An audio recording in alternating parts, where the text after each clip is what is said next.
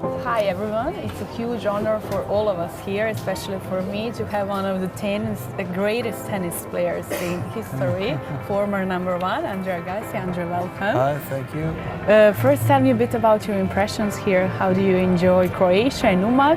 Well, I've been here a few hours only, but I got to see the city center. I got to see the sea, which is just behind us here, and a lot of wonderful people who have some warm hospitality. So it's been a great experience so far. I'm glad you like it here. Today you're playing an exhibition match with Goran Ivanišević.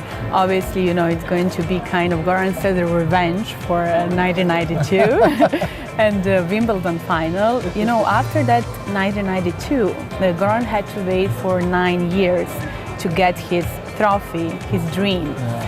Throughout your career, what was the hardest thing for you to achieve? Something you had to wait for so long and work so hard to get? Steffi Graf. Oh, that's great. It took a long time. It took me 7-8 years I had to wait. You know, try. But you know, it was.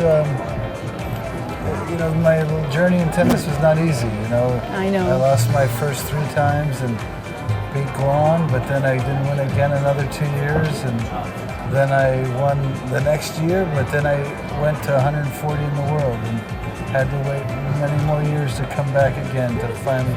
So tennis is like it was a journey, yeah. And the journey teaches you a lot. So Goran lost, well, he lost a lot of maybe moments, he gained a lot of moments too.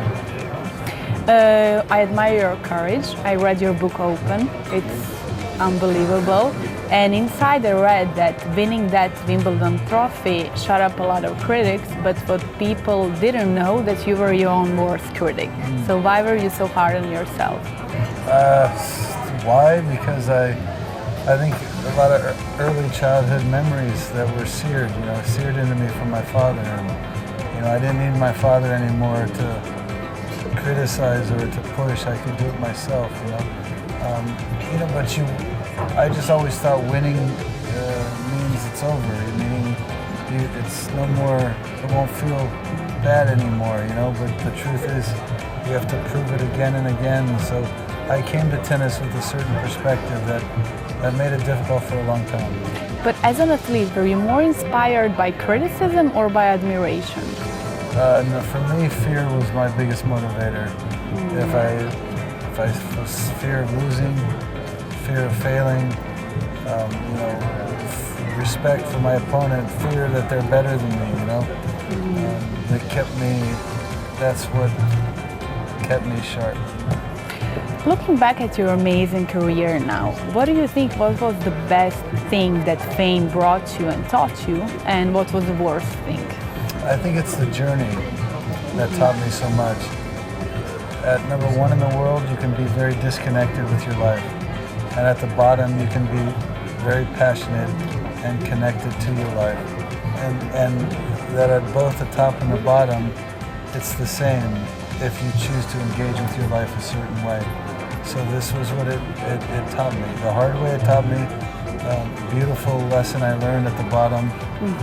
And then at the end, it's magical to understand that life is about how you engage today. And so I think that's probably been the biggest lesson. So we could say that was your biggest lesson that you needed to learn in life. It's the biggest lesson that I'm thankful I learned, yeah. In your book Open that you wrote after you retired, you reveal some surprising facts about your feelings over tennis and drug use. I know you said you wanted to help a lot of people with that book, but I wonder how did telling all that truth help you? Well, understanding it helped me, you know, making sense of it helped me. Telling it to people was realizing in writing my book that we share different experiences, but the same journey helped me. Sharing it with the world hopefully helps those that read it, you know, connects us more, connects anybody who reads it with themselves, you know. I don't want somebody to read it just to understand me better. I want somebody to read it to understand themselves better. And to have courage to follow their dream. So how different would your life have been if you haven't followed your father's dream and played tennis? Oh, it would be different, you know. My father had a dream for me, no question, and for me it wasn't a dream for myself.